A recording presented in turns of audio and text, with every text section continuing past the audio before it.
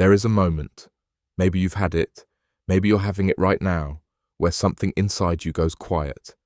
And in that quiet, you hear something you didn't put there yourself. You didn't plan it, you didn't sit down and reason your way into it. It just arrived, like a thought that wasn't quite your own thought, a knowing that wasn't built out of what you already believed. And you wonder, was that God? Was that really him? Or was that just me? Just my own mind, trying to make sense of a hard moment.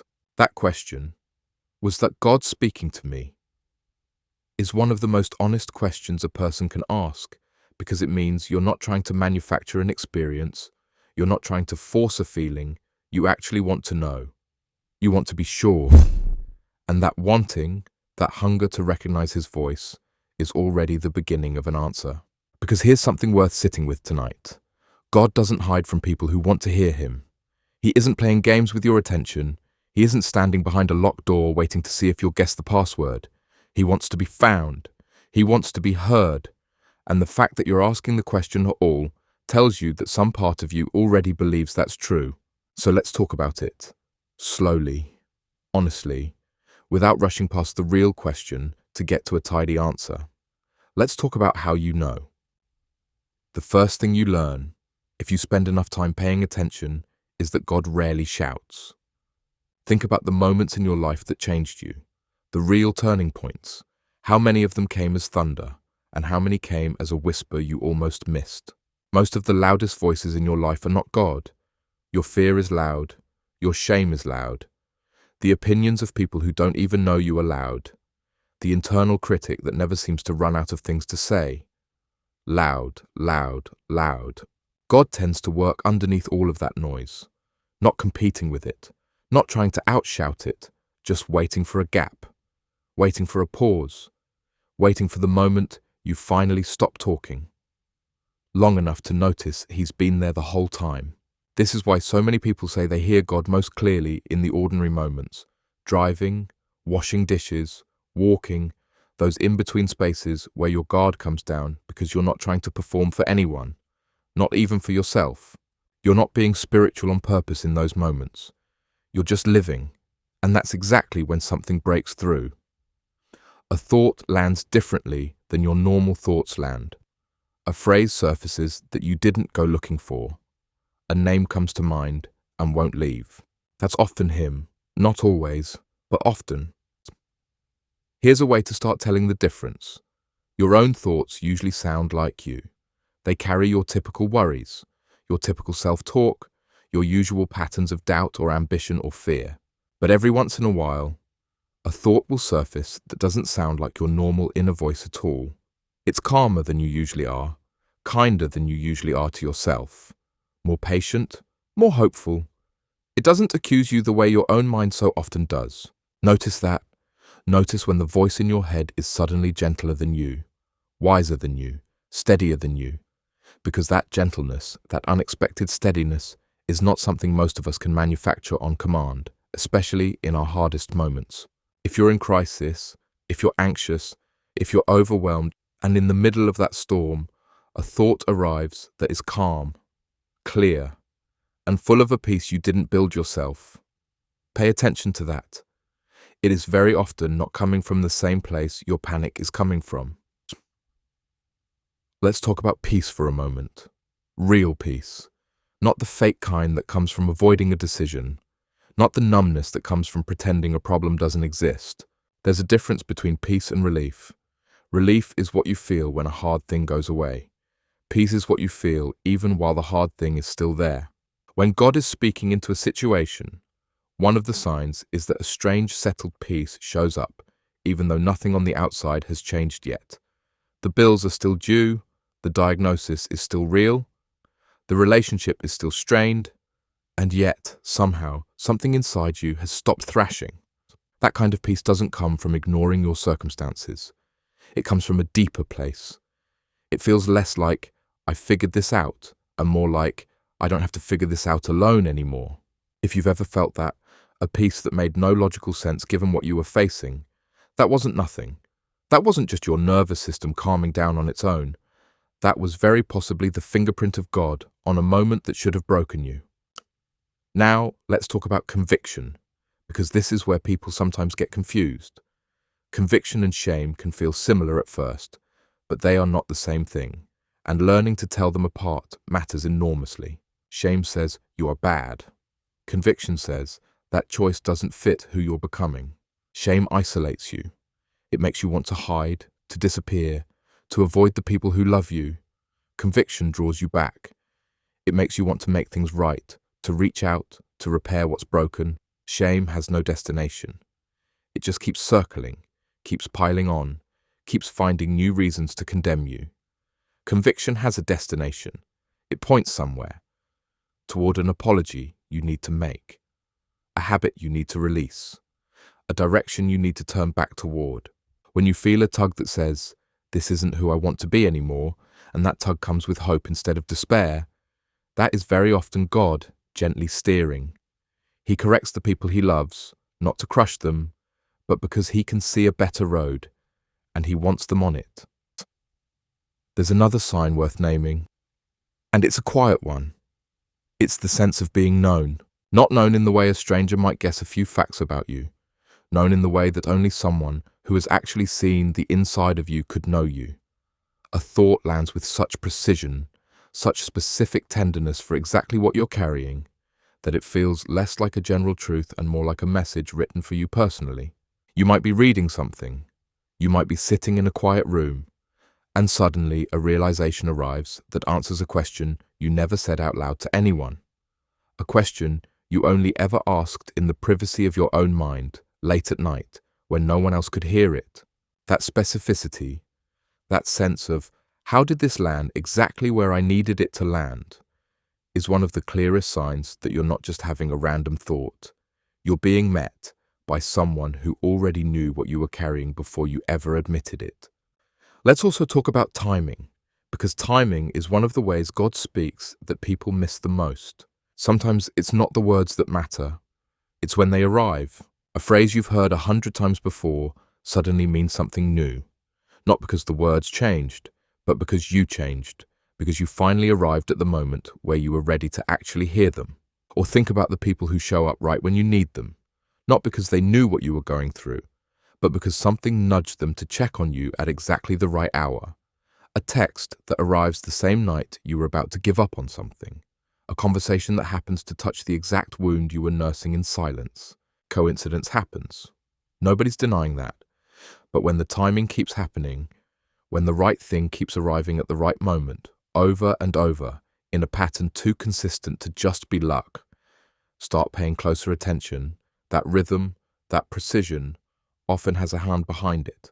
Now, an honest caution, because clarity matters more than excitement here. Not every strong feeling is God. Not every impulse, not every sudden certainty. Fear can feel urgent, but it's rarely calm. Anxiety can feel like a warning, but it usually spirals instead of settles. Pride can dress itself up as conviction, and self-interest can disguise itself as guidance, especially when it's telling you exactly what you already wanted to hear. So how do you tell the difference? Ask what the voice is producing in you. Is it producing patience or panic? Is it producing humility or superiority? Is it drawing you closer to the people who love you or further away? Is it asking you to grow or asking you to hide? God's voice, even when it corrects you, even when it asks something hard of you, tends to leave you steadier than it found you. Not more anxious, not more isolated, not more certain of your own superiority. Steadier, humbler, more able to love the people in front of you. If a thought or an impulse leaves you angrier, more afraid, more isolated, more convinced of your own righteousness at the expense of everyone around you, slow down. That's worth questioning. Let's talk about the ordinary channels, because a lot of people are waiting for something dramatic. And meanwhile, God has been speaking through the most familiar things in their life for years. A friend says something in passing, and it lodges in you. It stays with you for days. You keep coming back to it. That's worth paying attention to. A piece of music, a line in a book, a moment in nature that stops you in your tracks. A sunset that seems to arrive on exactly the evening you needed to be reminded that beauty still exists in the world.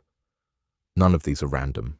Your own conscience, that quiet internal compass that tells you when something is right or wrong before you've even worked out the reasons why, that compass didn't build itself. The wisdom of people who love you, the ones who've walked longer roads than you, who've earned the right to speak into your life because they've stayed, their counsel, especially when it echoes something you've already been sensing privately, is not a small thing. It is very often confirmation. None of these have to come with a bright light or a booming voice. God has always preferred the ordinary. A burning bush in the middle of an unremarkable errand, a whisper after the wind and the fire had already passed. He shows up in the places you weren't expecting to find him, because that's exactly where you're paying close enough attention to actually notice. Here's something that might surprise you. One of the most reliable signs that you're hearing from God is not certainty. It's humility. People who are truly walking with him tend to hold their impressions with open hands. They say things like, "I think I'm sensing this, but I could be wrong. This feels true, but I want to stay teachable." They don't weaponize their sense of God's voice to control other people. They don't use "God told me" as a trump card to shut down every disagreement. The loudest, most confident voices claiming to speak for God are not always the most trustworthy ones. Genuine spiritual maturity tends to come with a certain humility, a willingness to be wrong, a patience that doesn't need to convince everyone else immediately. If you find yourself certain, but also gentle, confident, but also willing to keep listening, that combination is a good sign. Arrogance and true hearing rarely travel together for long. Let's slow down here and just sit in something simple for a moment. You don't need a perfect theological framework to be heard by God. You don't need to have all the language sorted out. You don't need to prove to anyone, including yourself, that what you experienced was legitimate. If something landed in your chest with unexpected peace, if a thought arrived that was kinder than your usual thoughts, if conviction pulled you toward repair instead of shame pulling you toward hiding, if timing lined up in ways too precise to easily dismiss, if wisdom from people who love you confirmed something you'd already been quietly sensing, you were very likely being spoken to, not because you did everything right, not because you finally became spiritual enough to earn it, but because that's simply who God is. A presence that keeps reaching, keeps meeting people in ordinary moments, keeps whispering into the quiet, long after they've stopped expecting anyone to answer. Maybe tonight you came into this not sure you'd ever heard anything at all. Maybe you've spent years wondering if the whole idea of a personal, speaking, listening God was real, or just something people said to comfort themselves. Here's an invitation, gently offered, not a demand. Go back through your life, slowly, and look for the fingerprints. The moment of unexpected peace in the middle of chaos. The friend who said the exact right thing at the exact right hour. The conviction that turned you back toward the people you loved instead of away from them. The thought that was kinder than you usually are to yourself. You may find more evidence than you expected.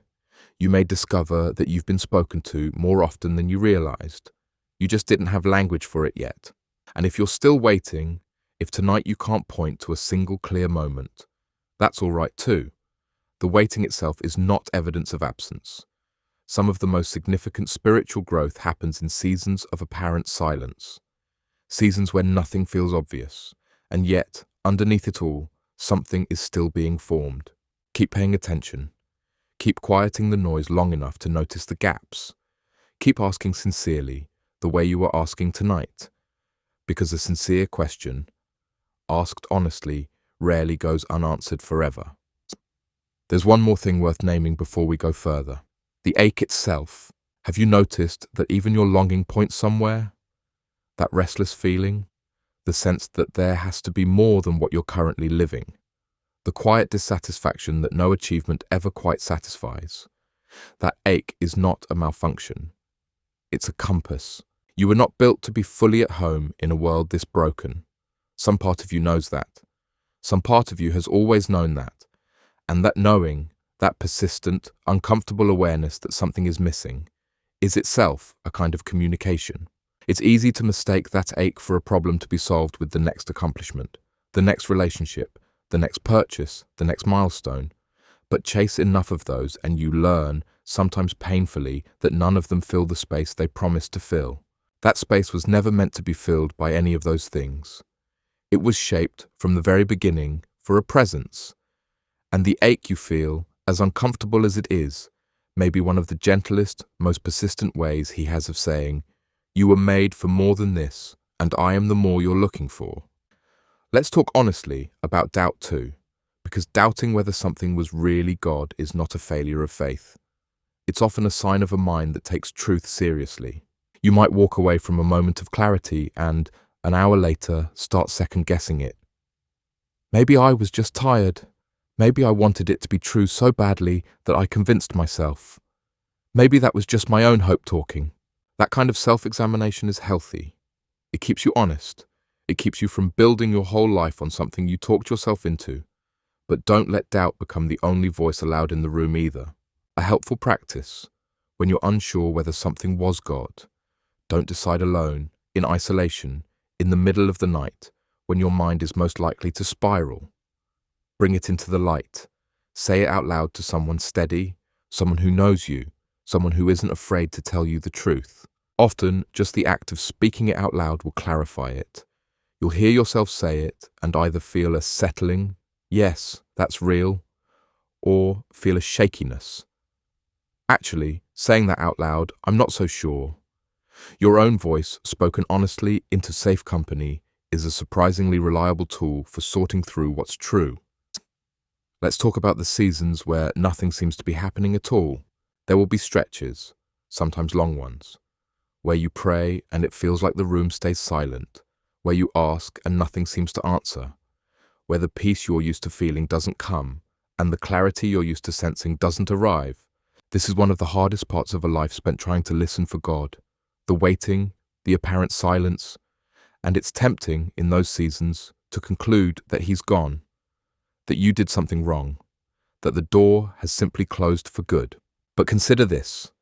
Even in your own relationships, the people you trust most are not the ones who talk constantly. They are the ones who are present even in the quiet. A spouse sitting beside you in silence still communicates something. A parent's steady presence in a hospital waiting room speaks volumes without a single word. Silence is not always absence. Sometimes it's trust being built. Sometimes it's a season where you are being asked to hold on to what you already know is true, rather than needing a fresh reassurance every single day. Character grows more in the waiting than it ever does in the immediate answer. If you're in one of those seasons right now, stay. Don't walk away simply because the conversation has gone quiet for a while. Some of the deepest, most enduring relationships in your life have survived stretches of silence and come out the other side even stronger. Think for a moment about the people you've known, or read about, or heard tell of, who describe a moment when everything shifted. The person who was ready to give up on a marriage, and in the middle of that despair, a single unexpected thought interrupted the spiral. Not yet, just 2 words. And somehow, that was enough to hold on one more day, and that one more day turned into a whole restored life. The person driving home, planning to end everything, who suddenly felt an overwhelming, undeniable sense that they were loved, right there, in the car, with no explanation for where the feeling came from. And that feeling was strong enough to turn the car around. The stranger who felt an inexplicable urge to check on someone they hadn't spoken to in months, only to find out later that the timing had saved a life. These stories are not rare. They are happening all the time, all over the world, to people who never expected anything spiritual to interrupt their ordinary day. And the through line in almost every one of them is the same. It wasn't loud. It wasn't dramatic. It was a quiet, precise, perfectly timed nudge that didn't originate from panic and didn't originate from the person's own normal thought patterns. You may have a story like that already, or you may be waiting for one. Either way, take those accounts seriously. They are evidence gathered across countless lives that someone is paying far closer attention to the details of human suffering and human hope than we often assume. If you want to grow more sensitive to His voice, here is something practical, something you can actually do, starting tonight or tomorrow morning. Start noticing, just noticing. Write down, even briefly, the moments that felt like more than your own thinking, the unexpected peace, the specific word. the perfectly timed encouragement. You don't need a formal journal. A few lines in your phone will do. Over weeks, over months, patterns start to emerge. You'll begin to recognize a certain flavor to the moments that were truly him, a certain calm, a certain kindness, a certain precision. And the more you recognize that flavor in hindsight, the easier it becomes to recognize it in real time while it's actually happening. Also, make space for quiet, not constant noise, not a life so packed with input that there's never a gap for anything else to surface. Even 10 minutes of true stillness a day, no phone, no music, no scrolling, just quiet, creates room for a voice that has never needed to compete for your attention, but has often had to wait for an opening. One more thing, gently, before we close. If tonight you're realizing that you've mostly been listening for a voice from far away, distant, formal, hard to reach, consider the possibility that he has actually been closer than that the entire time. Not a distant monarch issuing occasional decrees, but a presence who walks beside you in the most mundane parts of your day, who cares as much about your tiredness as your triumphs, who speaks as readily through a moment of unexpected laughter as through a moment of solemn reflection. You don't have to climb a mountain to find him. You don't have to earn a private audience. He has been in the kitchen with you while you made dinner alone, in the car with you during the drive you don't remember taking, in the hospital room, in the empty apartment, in the ordinary Tuesday that felt like nothing special until, looking back, you realize it was the day everything started to shift.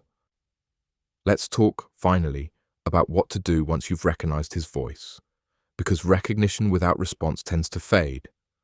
A whisper you never act on eventually starts to feel like it was never there at all. The good news is that responding doesn't have to be dramatic. You don't need to overhaul your entire life in a single night. Most of the time, the response is small, quiet, proportionate to the nudge itself. If the nudge was to reach out to someone, reach out, a short message, a phone call, nothing elaborate. If the nudge was to let go of something you've been carrying, practice letting go, even imperfectly, even one small moment at a time. If the nudge was simply to rest, to stop striving for a while, let yourself rest without guilt, without needing to justify it. Small, faithful responses build trust. Not God's trust in you exactly, though that matters too, but your trust in him. Every time you respond to a small nudge and watch it lead somewhere good, your ability to recognize the next one gets a little sharper, a little more confident, a little less anxious about getting it wrong. And if you respond, and it turns out you misread it, that's all right too. Nobody hears perfectly every time. The goal was never flawless interpretation. The goal was a relationship, an ongoing conversation, a willingness to keep listening even after a misstep, rather than giving up on the whole practice because one attempt didn't land the way you expected. Consider, too, how this changes the shape of an ordinary day. Instead of waking up and immediately reaching for your phone, filling the silence before it even has a chance to settle, what if the first few minutes belong to stillness, a simple, unspoken openness? I'm listening. If there's anything you want me to notice today, instead of treating prayer as a one-directional list of requests, read off quickly and checked off a to-do list. What if it became more like a conversation, asking and then actually pausing, actually leaving room for a response instead of moving immediately to the next request? You don't have to change everything about how you pray tonight. Just start leaving gaps, small pauses where you stop talking and simply wait. You might be surprised how often something rises to fill that space. A thought, a memory, a sense of direction, a piece you didn't manufacture. And remember this, especially on the nights when it feels like nothing is getting through. Your ability to hear is not the whole story. His willingness to speak is the greater, steadier truth underneath all of it. You are not the one holding this relationship together through sheer effort and perfect attentiveness. He has been patient with people far less attentive than you. He has kept speaking into lives that ignored him for years, decades even, and he never seemed to grow tired of it. That kind of patience is not something you have to earn access to. It's simply who he has always been. So if tonight you feel like you've missed most of it, like you've spent years deaf to something that was there the whole time, don't let that become another form of shame. Let it become an invitation instead to start paying attention now, to start tonight, this quiet, unremarkable night, sitting exactly where you are. Let it be enough tonight to simply rest in this. You are not shouting into an empty room. You are not the only one in this conversation. There is a quiet, steady, patient presence that has been waiting for the noise in your life to settle, waiting for exactly this kind of stillness. Let your breathing slow. Let your shoulders drop. Let the thoughts that don't matter tonight fall away, one by one. And in whatever's left, in whatever quiet remains, listen. Not for thunder, not for a voice out of the sky, just for the gentle, familiar nudge that has probably been there all along. Steadier than your fear, kinder than your shame, more patient than your doubt. That, more often than you think, is him. Rest now. You don't have to solve anything else tonight. You don't have to prove anything else tonight. You are being met, even here, even now, even in the quiet. Let that be enough. And let yourself finally rest.